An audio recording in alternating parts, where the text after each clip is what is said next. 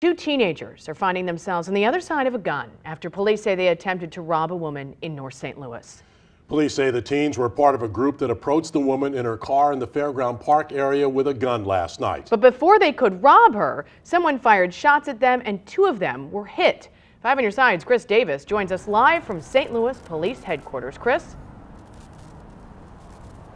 Well, and this incident and many others that have happened recently have left residents terrified. This afternoon, we spoke to a man who grew up in that neighborhood. His parents still live there, and their house is actually just a few feet from where this all happened. He says this has to stop.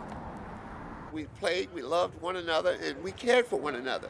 It's technically the same street. We grew up here. We went to school here. Times have changed. People no longer value life. But Floyd Blackwell says this place where he grew up no longer has the magic of home. I've never been shell-shocked in my whole life, but I'm afraid that it's just getting so bad that you just can't come out of your house now. Blackwell's parents still live in a house on Barrett Street that is often blocked off by crime tape. This was the scene Thursday night when someone they know was a victim of an attempted robbery. The suspects, moments later, shot, taken to the hospital, and could be charged with a crime. The question I ask is why? And the answer I get is this. There's no father figure.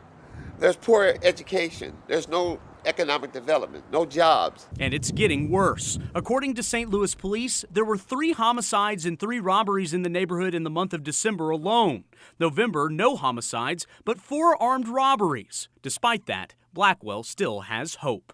How can I just teach you to fix a car instead of steal a car? How can I teach you to build a house instead of breaking a house? You know, if I teach you the right way, you'll go the right way. In the meantime, he hopes city leaders will do more than make promises. There's no political will to do anything about it. And that scares me more than anything else.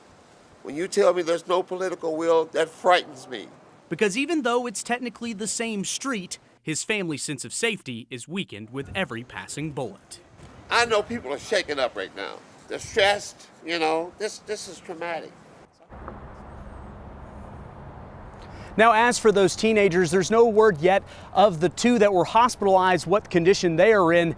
A 3rd was apprehended, a 4th is still at large. And Chris, you mentioned somebody was shooting at those teenage suspects. What do we know about the shooters that put 2 of them in the hospital?